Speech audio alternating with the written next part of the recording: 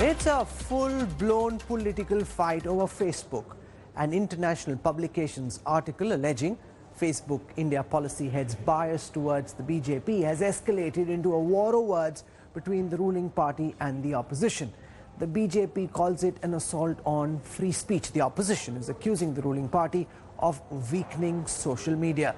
But who decides what is hate speech? Who draws the line between free speech and hate speech? And is the social media behemoth guilty of partiality?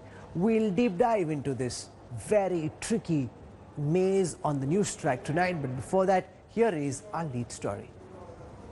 Prime Minister Modi, it's an honor to welcome you to Facebook. I want to ask you a personal question. People may not realize this, but there's actually a number of things that we have in common. One of them is that family is very important to me and to both of us. People may not realize personal question. A personal touch. Bonhomie. And now the fireworks. After America's Wall Street Journal accused Facebook of political favoritism in India and alleged it ignored hate speech of BJP politicians, partisan divide over the global tech giant has exploded with a bang. Facebook got in a political crossfire in its largest market. The opposition Congress has gone full throttle, saying Facebook will be asked to explain its position before a parliamentary panel. The party also demanded a joint parliamentary committee investigation into the Wall Street Journal report that Facebook's top executive in India, Ankhi Das, has refused to apply hate speech rules to BJP leaders. वो क्या business interest है जो कि Facebook को और WhatsApp को आगे देने के लिए ये एक तरीके से डील हो रही है कि आप हमारे देश के अंदर हिंदुस्तान में माहौल खराब करें, घृणा का माहौल बनाएं, पोलराइज करें, हमारे समाज को जाति और धर्म के आधार के ऊपर बांटें, जो कि बीजेपी का और आरएसएस का एजेंडा है, और उसके बदले हम आपको हिंदुस्तान के अंदर एक इतनी बड़ी मार्केट है, इसके अंदर हम आपको फायदा पहुंचाते हैं. Facebook insisted its content moderation is fairly executed across the world. The tech company says it prohibits hate speech regardless of who makes it. Facebook India's public policy director, Ankhi Das, has in the meantime filed a police complaint alleging threats by trolls. Facebook is no stranger to political scrutiny. It was probed in the United States of America over allegations that citizens' data was manipulated during elections. But it is for the first time similar calls are being made in India. Calls are being made to call Facebook executives and to summon them in front of a parliamentary panel. To drive home their point, BJP sources have circulated a number of fake images floating freely on Facebook. Party leaders also accused the social media company of bias against the nationalist narrative. In the run-up to the 2019 general election, Facebook clamped down on over 700 pages. Most of them were aligned to a more nationalist worldview. Even after that, they've continued to clamp down on pages and groups which have been run by individuals, volunteers, and special interest groups. Is it the Congress's argument that all of these pages are actually aligned to the BJP or are run by the BJP? Named in the Wall Street Journal report, the BJP's only MLA in Telangana, T. Raja Singh, has denied the accusations that he used inflammatory posts, saying his account was hacked 2 years ago. मेरा Facebook account जो एक मेरा official account था 2018 में उस account को hack करके block कर दिया गया, जिसकी कंप्लेंट मैंने यहाँ के साइबराबाद कमिश्नर को दी है. मेरा सिर्फ एक ऑफिशियल यूट्यूब अकाउंट है और मेरा एक ऑफिशियल ट्विटर अकाउंट है. कभी हमने उस अकाउंट में किसी प्रकार का कोई भड़काऊ भाषण हमने कभी नहीं डाला है. For now, the allegations and counter-allegations seem to be political in nature. There's no solid evidence of systemic bias in technology, at least for now. Well, it's been raining controversies for the social media giant Facebook in India. While the Congress party is using the Wall Street Journal report to target BJP, the ruling party has paid back in the same coin, claiming that it too is a victim of propaganda on Facebook. Expect a lot of fireworks in the parliament on this issue once the monsoon session gets underway. With Aishwarya Paliwal, this is Anand Patel in New Delhi for India Today. Is Facebook guilty of partiality when it comes to censoring hate speech? And which way does it lean? The Wall Street Journal article suggests that a business executive of Facebook leaned on the company's headquarters to allow the BJP MLA to spread hate because it could have business repercussions. But the BJP is hit back equally hard, citing a whole host of pages that have been taken down without any opportunity to go and appeal, which were pages leaning towards the BJP. Where does the truth actually lie? Joining us on this explosive face-off, I want to welcome first, representing the ruling Bharatiya Janata Party, its IT chief Amit Malviya, squaring off against him, the man who does the same job for the Congress party, Rohan Gupta. With us on this broadcast is Paranjoy Guha Thakurta. He is the author of a book, Real Face of Facebook in India. Squaring off against him will be Rahul Roshan. He's the CEO of Op India. And we've got Professor Kanchan Kaur. She's a professor of journalism at the Indian Institute of Journalism and New Media in Bengaluru. She's also one of the people who are associated with the International Fact-Checking Network in India and works very closely with Facebook and Twitter on what's happening in the Indian social media scene. So I want to go across first to Paranjoy Thakurta to set the stage for this debate, because you've seen the kind of strong pushback there has been from the Bharatiya Janata Party on that Wall Street Journal article, and the BJP's sense is that more than 700 pages associated with nationalistic causes, quote-unquote, were taken down by Facebook. If at all it leans towards one side, it actually is a left liberal platform that is skewed against and acting against right-wing domination of the social media platform. Let's start with Paranjoy Thakurta. Rahul, I'm not surprised why the Bharatiya Janata Party and the BJP has said what it is. In fact, when Facebook itself took down various pages, you found that it was in fact taking down Congress pages rather than BJP. This book, which Cyril, Sam and I published in April 2019, it's available in Hindi, it's available in Marathi. We have documented that the Bharatiya Janata Party and Mr. Narendra Modi in particular were the beneficiaries of Facebook and WhatsApp and the way these social media platforms work. We have documented that this relationship started even before Mr. Modi became the Prime Minister of India.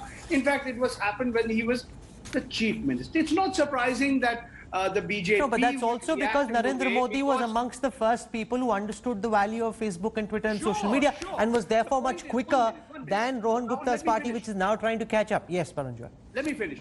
The BJP has successfully used the social media better than all the political parties. There's no doubt about that. We have interviewed BJP spokespersons over here who have said, we asked them a straight question, who benefited more, BJP or Facebook? And the answer came that both did. The fact is, Shivnath Thokral, former colleague in television, Ms. Akhi Das, have been very, very close to Mr. Hiren Joshi, to the Bharatiya Janata Party. They've been regularly visiting. Now, what has actually hurt them is obviously the internal information that within Facebook, there were people who believed that individuals associated with the BJP were propagating hateful speech and incendiary speech. And Ms. Das and others overruled those objections. And Menlo Park went along with them. Menlo Park is the headquarters of Mark Zuckerberg's Facebook. Across the world, whether it be Myanmar, whether it be New Zealand, whether it be in other parts of the world, Facebook and WhatsApp has been used far more by those in power, the ruling establishment, not the left wing, but the right wing. This is the trend. Okay, so let's get Amit Malviya to counter this, and I want to start.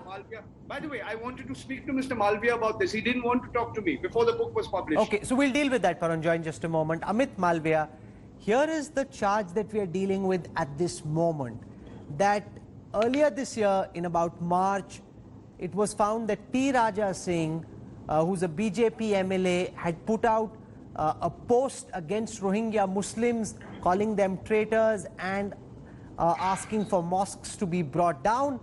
Facebook employees who were policing the platform found that to be a piece that violated Facebook standards, and a Facebook business executive put pressure on the regulatory team so that this post wouldn't be taken down because they were afraid of repercussions from the Bharatiya Janata Party. How do you respond to the charge that's being flung the BJP's way? Amit Malviya. Well, Rahul, first of all, let me at the outset clarify that Ranjit did reach out to me for his book, and I chose not to speak to him because he had already made up his mind and he was only looking at reasons to justify his findings. So I'll leave it at that. Coming to this whole idea of hate speech, who decides what is hate speech? It is the constitutional framework and it is the extant rules of our country that decide what is hate speech. It can't be a platform or a private enterprise that will set the rules of the game here. And whatever be the rules of the game have to apply consistently, whether it is Sonia Gandhi or anyone else. We have said consistently that the riots that we saw in Delhi followed after Sonia Gandhi made that hateful speech about Aar Paar Ki Ladai on the CAA. It was broadcasted live on Facebook. So does that make Facebook complicit with Congress as far as spreading hate speech is concerned? My reason is perhaps not, but it is an argument that now finds merit because Rahul Gandhi has gone to town with it. So if there has to be a debate around hate speech, it must start with Sonia Gandhi. She's the fountainhead of it, and she's been at the helm of the Congress party and has overseen a lot of these communal riots all over the country during that period. Coming to more substantive arguments, Rahul, if Facebook took down 700 pages in the run-up to the 2019 election, and most of those pages were broadly aligned with a more conservative nationalist view, then it is likely that the BJP suffered. It is also no one's argument that Congress hobnobbing with Cambridge Analytica, the most dubious firm as far as electoral practices worldwide is concerned, was meant to undermine the political choices that people in this country have. They were looking to manipulate data, to weaponize Facebook algorithm to suit their requirement. But it just so happened that they lost at the hustings and they lost badly. Now, they can blame the Facebook for it, but the reality is that the Congress party has lost popular support. They are struggling with the discredited leadership in Rahul Gandhi. Okay. And clearly, so they Rohan blame Gupta, everyone else other than respond themselves. to this charge that the BJP is throwing your way, that if at all Facebook skews, it actually skews against the right and towards the left, and more than 700 BJP-leaning or nationalist worldview-leaning pages were taken up in the build-up to the 2019 election, and therefore the Wall Street Journal article doesn't prove very much. Rohan Gupta. Rahul, I feel that this issue has exposed BJP's indecisiveness. There are some spokespersons who are supporting Facebook. I was on debates today, they were supporting Facebook. Now Mr. Malviya, he opposes Facebook. I think they are confused how to deal with this situation. Rahul, please understand why this issue has come up today. It is after Wall Street Journal's article, which is a serious allegation on any platform, which is touching 40 crore people in the country, maybe around 25 to 30% population. The responsibility of the platform as far as country like India, which is very sensitive, it is double. So this article is not written by Congress party, it is written by international media. And that media cites statement of Facebook spokesperson saying that yes, there was a statement by Facebook India, I will not go into names, Facebook India representative, yes, that if we take down Mr. Singh's post, there can be repercussion on our business. This is not Congress party statement, this is the official statement of Facebook. See why we are discussing this today, Rahul? Because BJP has been exposed, the way they are trying to put pressure on this platform, the way we are seeing the nexus of BJP leaders and the social media platforms, it is dangerous for our democracy. And look, whom are we discussing? Mr. Amit Malviya. You know, the fountainhead, the 22 times he has been accused of spreading hate news. It is not my news. Again, it is available. Even India Today has reported many times. Why they are not apologizing to people that yes, this is my mistake, but because they want to take benefit of that. This cannot go like this. You are a ruling party when this kind of accusations are there. And one more thing, the last point, Rahul. If he is saying that Facebook is taking their page down, then what is wrong in going for JPC? Then we, Mr. Malviya and I are on the same side. We are not happy with Facebook. We are not happy with WhatsApp. This is the country where WhatsApp has no control over the content. Can you believe, Rahul? 40 crore people on WhatsApp and you cannot report the content. It is a sensitive content. By the time you report, there is no reporting mechanism. By the time you take it down, it is already spread the fire. Okay, Kanchan Kaur, how do we identify and establish, Professor? If you are agreeing with this report, last question. Complete what you're saying, quickly. BJP. If you are agreeing with this report, like what Mr. Malviya does, let us go for JPC. If you are saying no, we are supporting Facebook, then let the things come out from Facebook. That's okay. it. Professor Kanchan Kaur, you're seeing there's a furious political furor on both sides of the divide. How do you establish whether Facebook leans left or does it lean right, or is it just doing a terrible job of dealing with hate speech on both sides of the political divide? Where do you think the judgment lies? Well, Facebook actually just started off, if you remember, we've seemed to have forgotten that, as a platform to make friends. And now it's grown into this humongous beast that no one seems to have any control over. I'm not sure whether it leans left or it leans right. It's been making this effort to bring in fact checks, to bring in third-party fact checkers, to check whether the information that's been put on it is right or wrong. But I'm not sure they've been able to control anything because the numbers are huge. Unless they find a non-human way of intervening, find a way of working with artificial intelligence, if they find a way of working with technology to try and address this issue, I'm not sure this is going to go anywhere really. And that itself is a difficult task to do. Rahul Raushan, while some pages that were leaning towards the right were taken down, how do you respond to this particular article, which makes the point that Facebook or executives in Facebook seem to believe that there would be business advantage in favoring with a BJP MLA, despite what he'd put out about burning mosques and bringing them down to the ground? How do you respond to this controversy, Rahul? No, first of all, just because it has been published in a foreign media, it doesn't become truth. You know, if we go by foreign media, Rahul Kanwal and Arun Puri are also not free. You know, you guys are daily slaving to Prime Minister Narendra Modi. There is an undeclared emergency. You know, if we start believing everything that foreign media says about India and about the environment, the mahal that's in India, then even you are not clean, Rahul. You know, you are supposed to be a slave to Narendra Modi. Is that true? That's not true. So I mean, there are numerous such articles that you can just Google and you can find out on New York Times, Wall Street Journal, everywhere. But it hasn't been denied. If these letters didn't exist, maybe Facebook would have put out a statement, Rahul, saying that this is not true. Putting on such a serious allegation. Where is the proof? First of all, you know, I hate Facebook in a way for their policy thing. For our own, organization, our own platform has been a victim. But I would rather say that at least in this case, where is the proof? Did they even put out a blank, a censored screenshot where, say, this Ankhi Das or whoever is saying that no, don't do it? Where is, except for unnamed employees being quoted, where is the proof that there is something exists? I am telling this not because I love Facebook. I already told you that their policies, I simply cannot agree with most of their policies, because the way they are structured, in fact, the way the policies of most of the big tech companies are structured, they are against the conservative stance. No, but Amit Malviya, does it damage the BJP's case that this hasn't been denied?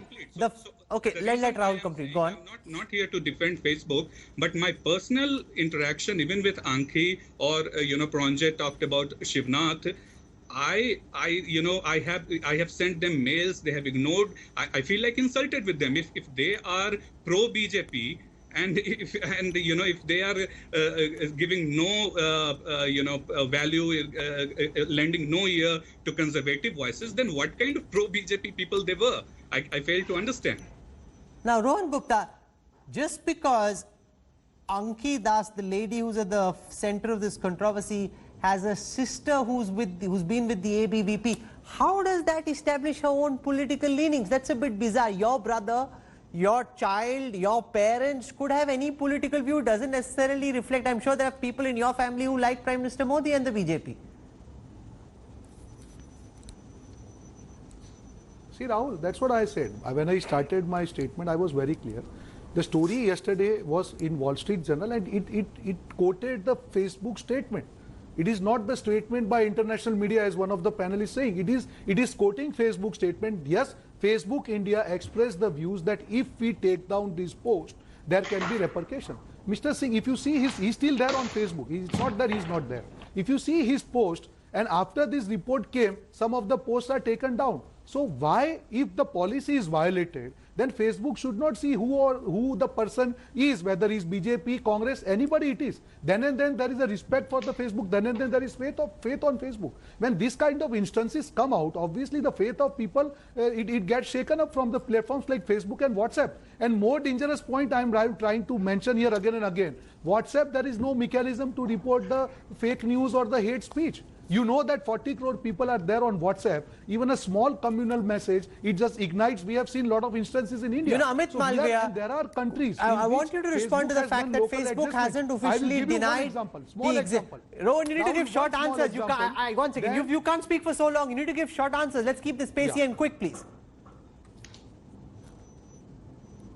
Amit Malviya, Facebook hasn't denied the existence of emails from its executive to its headquarters saying if we take down this post, it will impact our business interest.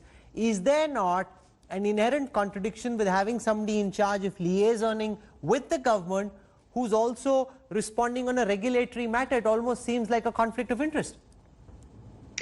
Well, Rahul, it's not for me to comment on the kind of organizational structure Facebook has. I think their spokesperson can do a better job of defending themselves, and I don't really want to go down that path.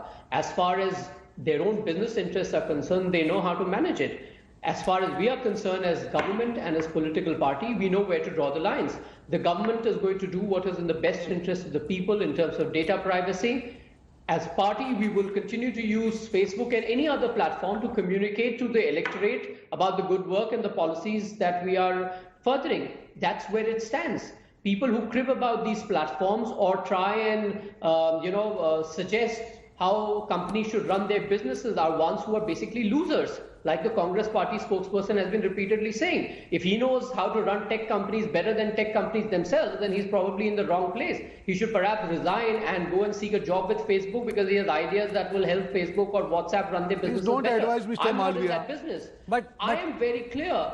My job is to communicate my government and my party's policies and programs to people. I will use all avenues that are available to me. I will ensure that there is probity in the communication that I have. For the platform, I would urge all these companies who operate in India to ensure that there's fair play for every political party, and they must abide with the laws of the country. They can't sit in judgment of what is hate speech or what is fake news. I have repeatedly stressed to all these media platforms in my interaction that it should be a tech-driven AI program which should determine whether a content should be consumed by more number of people or less number of people. Why should anybody, whether from the right or the left, tell me that this news is fake news or this news is not correct? I think people in this country know exactly what they want to believe. Are you telling me that before social media giants came in, we didn't have rumors triggering of communal riots? I mean, Congress has had so many of them in their reign. So clearly, Kanchan Kaur, this is at the heart of a larger global debate. Can you leave to tech companies the task of deciding their, one second, Ron Gupta, their own administrative hierarchy? Because there are lines over here. If somebody is in charge of liaisoning with the government and that same person is weighing in on a regulatory matter, naturally protecting business interests is something that particular person will keep somewhere in their mind while they're deciding on regulations. That's true, and that has been pointed out by a former employee of Facebook as well. And that is a problem, but the fact remains that businesses, the bottom line for businesses is the bottom line. They have to make money. So Facebook has been doing this not just in India, but in other parts of the world as well, where they have actually worked with, shall we say, worked in that sense with the policies of the country. Germany ensures that there are very strict rules, so Facebook follows that. And where it's necessary, where they can get away with something, they do that. In Vietnam, they were threatened with slow speeds, and so then they told the government line. And that is what they have done right through. So Paranjoy, there are two views here. One is, if Rohan Gupta thinks he knows how to run a tech company or wants to advise Facebook, let him set up his own Facebook. Let the Congress have its own platform. The second is that now that they've built up almost 300 million users in India just in Facebook, Facebook cannot just outsource or say that, you know, whether she's in charge of business plus public policy plus has a view on regulation, there's nothing we can do because it's a private company and it's their own governance hierarchy and administrative structure, and you can't lean in on that. Paranjoy. Rahul, first let me respond to what Mr. Malviya said. Why would I reach out to him if he thinks I had already made up my mind? I reached out to Mr. Hiren Joshi. He doesn't give media interviews. If I reached out to Facebook, they gave me detailed replies. So let me tell Mr. Malviya that he chose not to respond to me for reasons best known to him. As far as Cambridge Analytica is concerned, the point is Cambridge Analytica, one of its directors was Amrish Kumar Tyagi, who happens to be the son of Mr. K.C. Tyagi, who's a leader of the Janata Dal United, which is a partner of the BJP in Bihar, in part of the NDA. Let's not get into family. I knew about Rashmi Das's affiliation with the Akhil Bharatiya Vidyarthi Parishad. That doesn't mean very much. One Facebook executive quit to go and join the Congress and fought an election on a Congress ticket. How can, let's assume there's a journalist here. Tomorrow he decides to fight for AAP or BJP or Congress. What can the India Today group do about that? Is that even a fair chance? So excuse me, I didn't mention Rashmi Das one line in this book. But you are trying to be neutral. Facebook is far from neutral. Facebook is not agnostic. Even the so-called third-party fact-checkers that Kanchan talked about, many of them being funded by Facebook. Okay, let me be very clear. Facebook is in the business of making money. Anything that goes viral, they make money. They don't give a damn about the quality of the content, the ethics of it, whether it's incendiary, whether it's hateful. This has been the pattern across the world in the name of end-to-end encryption, in the name of privacy. Facebook has does not want to be accountable. It's been questioned in the United States. It's been questioned across the world. I'm so happy that Mr. Roshan and Mr. Malviya are also critical of Facebook. So let me go along and say, let's have a JPC or let's have an independent inquiry to see what are the kind of relationships that are there and if there is bias in the manner in which... Would you agree with that, Amit Malviya? Would you go along with the demand for a joint parliamentary committee to examine which way Facebook leans? Amit?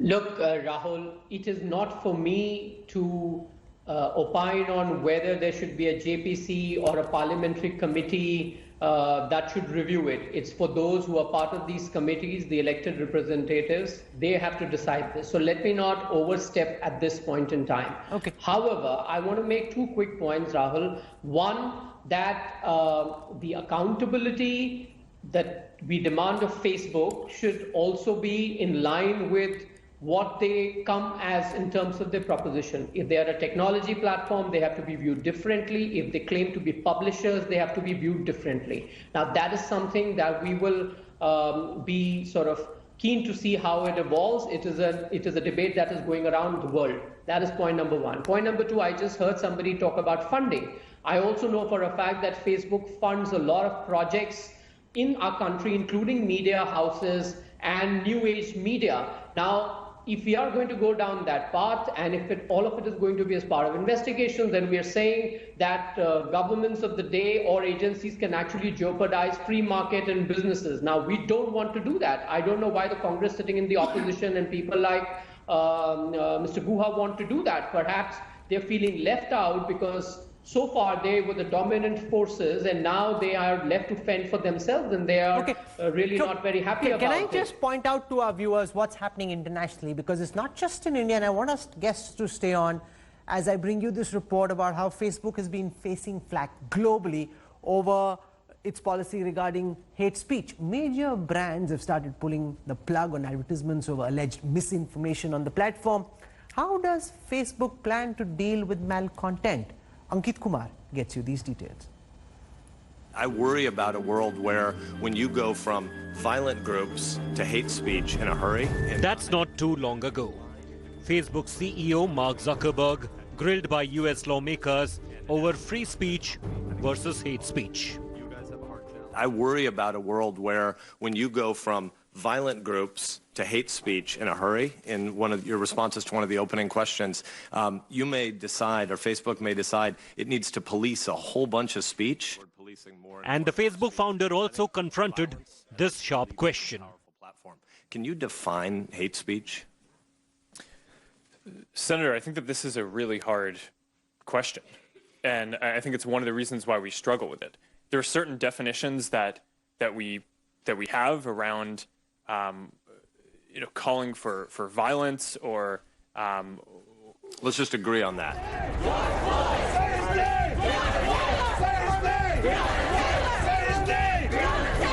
Black Lives Matter protests in the US have added a whole new dimension to the issue of hate speech confronting social media companies. Brands reportedly started pulling back millions of dollars worth of advertisements from Facebook earlier this year after the platform came under heavy criticism for its handling of misinformation and hate speech. Among them were major brands like Adidas, Coca-Cola and Ford. Facebook says it has intensified its crackdown on hate speech, insists that it removes malcontent at a faster rate than other platforms.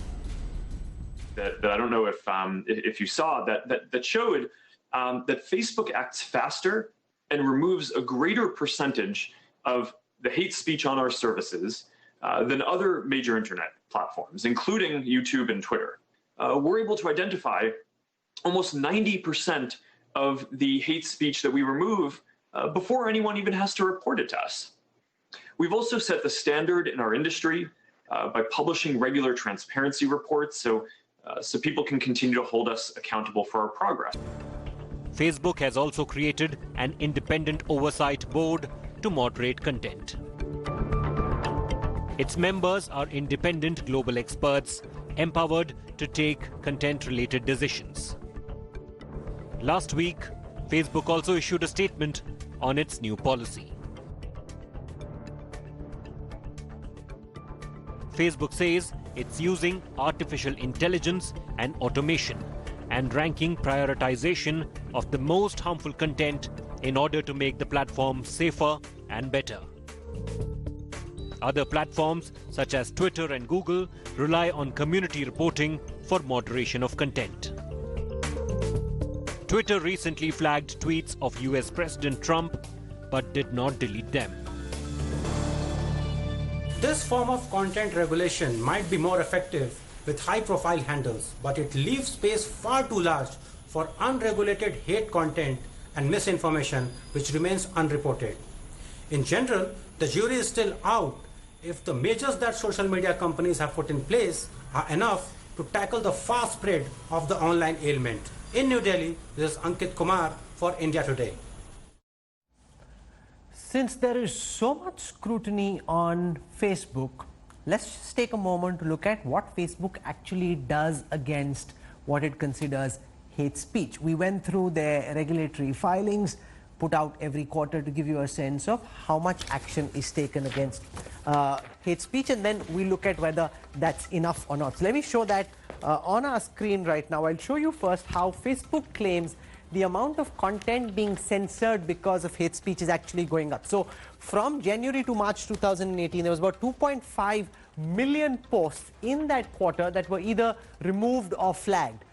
As you come up to July, September 2019, it went up to 7 million. And then in January, March this year, 9.6 million. But look at April, June 2020, where Facebook claims, according to its own publication, that they've taken down 22.5 million. So it's a big jump from 2.5 million in 2018 to 22.5 million in April, June, the latest quarter for which data is available. And also we spoke about artificial intelligence and the use of machine learning techniques and whether hate content is being reported by users or are Facebook machines and their fact-checking desk catching the content itself. So let's just show that to you next on our screen right now, and what you will see is how the content that is being flagged by users is actually coming down, and the content that Facebook claims it's finding itself is coming up. So This bluish green is the content that's been reported by users first. This yellow is the content that's been flagged by Facebook's own systems first. So on top is 2018. As you can see, about 2 years ago, more content is being reported by users that's been taken down, and that blue as a proportion keeps coming down, so much so in the second quarter of 2020, about 95% of the content, according to Facebook's own data, was taken down by Facebook itself. So it's not as if users had to report it. Facebook claims they took down the content themselves. So clearly, if this is correct, it suggests that Facebook is increasing very substantially, going up to 22.5 million posts last quarter, the number of posts being taken down, and secondly, that instead of relying on users doing this, they claim that they're doing it themselves on their own platform. Kanchan Kaur, is that a perception you share on the outside, that they're becoming more vigilant, they're taking down more content, or do you think there's still a lot more that needs to be done? There's definitely a lot more that needs to be done. What more specifically? So basically, Facebook has come into this whole game a little late.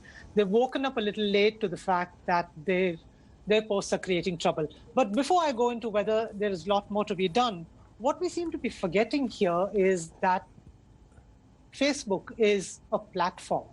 Just like television is a platform, social media is a platform. So there was a time when we went about saying how television is going to ruin the youth of this country, how our culture is going to be lost, how everything else is going to be lost. But we've grown since then. And this is a new medium. We still haven't learned how to deal with it. So even on television, all of you have your own, all television channels have their own ways of functioning. No one tells you what stories to carry and what not to carry. It's the same thing with social media. Right now, it is going through a tumultuous time.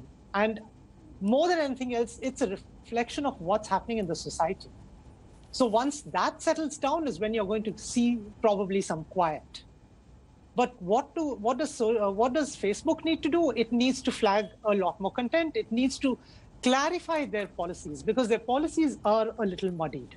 If you talk about what they announced even last week, where you were talking that you were just mentioning that they announced a new policy last week, and that was about opinion articles being exempt from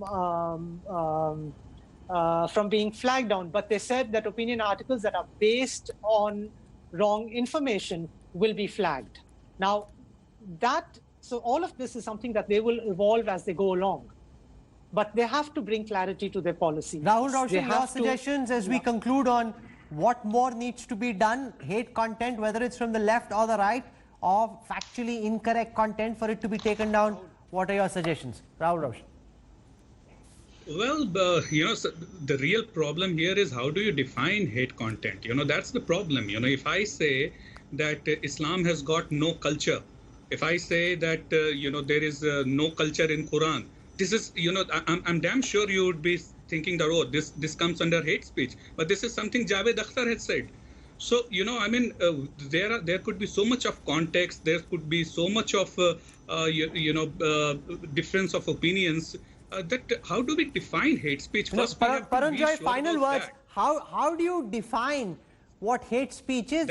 What somebody may love may be completely offensive to somebody else. Hate speech is that which results in public disorder, that results in mob violence, that results in killings. You don't have to be great, have a lot of brain. You don't have to be an Einstein to understand this. 2 points. Why are so many hate posts going up on Facebook? Whether it's being brought down by the Facebook on its own, or whether it's been complained by others. Why is it that in the US itself, after Facebook faced such a lot of flack, that it decided to set up this oversight board with eminent public intellectuals? Last point, machine learning and artificial intelligence has its limitations. Okay. If I put out on the social media, Rahul, you are MC BC, the algorithm will say you're a master of ceremonies and BC is before Christ. That's what the algorithm. I have myself reported a lot of hateful speeches and no action has been taken. Okay, so I'm out of time, but we've been able to touch upon different aspects of a very, very complex debate. We need to engage And all of us, whether it's left, right or center, need to identify what is hate and take it down, and that system needs to be made better. And no, we can't leave it just to the tech giants to do for themselves. There needs to be greater oversight and conversation around this. Amit Malviya, Rohan Gupta, Parunjoy Guha-Thakurta, Rahul Roshan and Professor Kanchan Kaur for joining me and sharing your unique insights. Thank you very much.